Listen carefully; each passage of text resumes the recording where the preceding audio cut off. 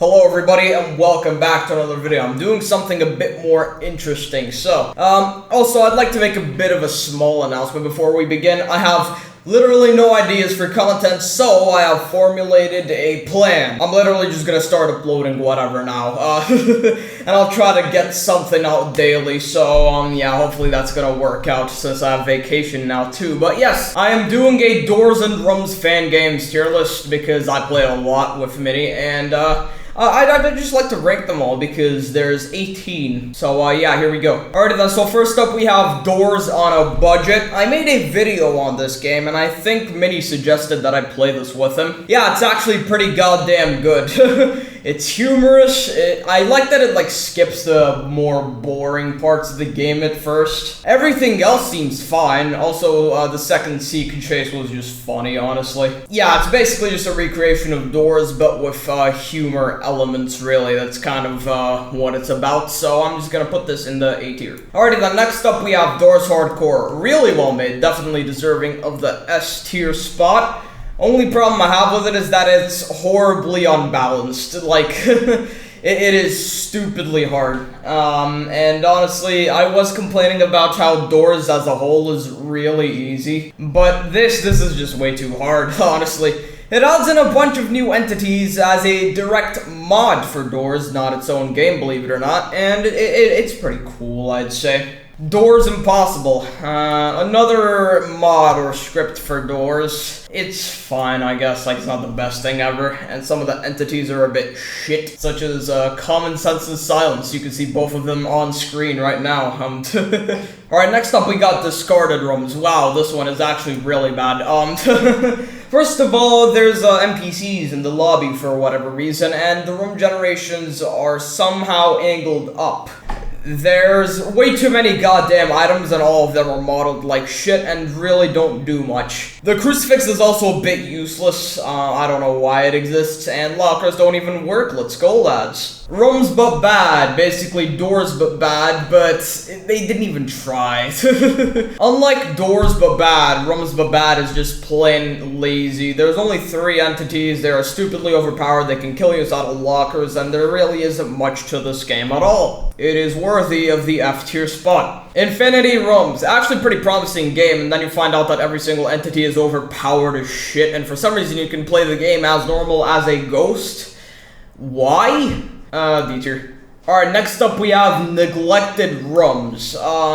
It's actually a really goddamn promising game, but there's just game-breaking bugs all over the place, such as entities not even killing you and lockers soft-locking the game 100% of the time. Probably below Infinity Rooms. Rooms the sequel, actually really good. Surprisingly really good. This is worthy of the top A tier spot. This game is pretty goddamn good if I were to say so myself. It takes on a similar stance to Interminable Rooms with all the different room generations and many entities and stuff like that, and it's very chaotic, it's very hectic, and there's also 2 dimensions. It's honestly a really goddamn good game. I like this one. Rooms Beyond Darkness. Extremely well made, believe it or not, albeit very hard. And also really goddamn scary too in terms of atmosphere. I like this one. Endless Doors. Boo! This game was so buggy on release. At least it's like somewhat playable now. It's still pretty bad. I don't like this one. It just feels lazy. Doors Floor 2, the fan game. Not much to say about this one, really. I mean, I beat it with Mini Mogus. It's not even that good. I'll put it below Endless Doors. I think both of these were made by the same creator, actually. I don't even know. Doors Classic pre-update. I'm ranking these two as both different games because they honestly kind of feel like it. Doors Classic will always have a special place in my heart, but honestly, it's a remaster. A new Hotel Plus update will forever be better. They're both really good games, which need literally no explanation. They kind of kickstarted this whole thing. Rooms, Doors' predecessor, and it's bad. Okay, maybe I shouldn't place it so. I'll put it above these 2 games. Yeah, the original Rooms is unbelievably hard. A60 you can barely hear, light sources run out in 2 seconds, and there's literally no way you can power them back up. A200, there is no avoiding him, and it's not even that fun, honestly. I don't know why one would want to play OG rooms anymore when we have games like Interminable Rooms, which are 100 times better. Definitely deserving of the S tier spot, a game that needs literally no introduction. Probably my favorite Rooms fan game of all time. It deserves to go this high. Dilapidated rooms, annoying animations, few entities. Overall, the game is pretty balanced, but I don't think it's very fun, so I'll just put it, like, maybe over here. Rooms but Doors is pretty bad, honestly. I'm sorry, this game isn't good at all. Entities are way too overpowered, your movement is very floaty, the lighting in the game is ass, and I just don't like it. I honestly think it's worse than regular rooms. Doors but bad, the original, obviously.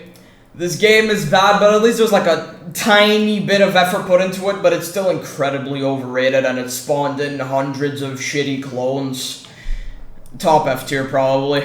Actually, no, I'm being too nice. I'll put it here. Alright, that will conclude my Doors and Rooms fan game tier list video. Go check out all these games, they're pretty based, and I will see you very, very soon.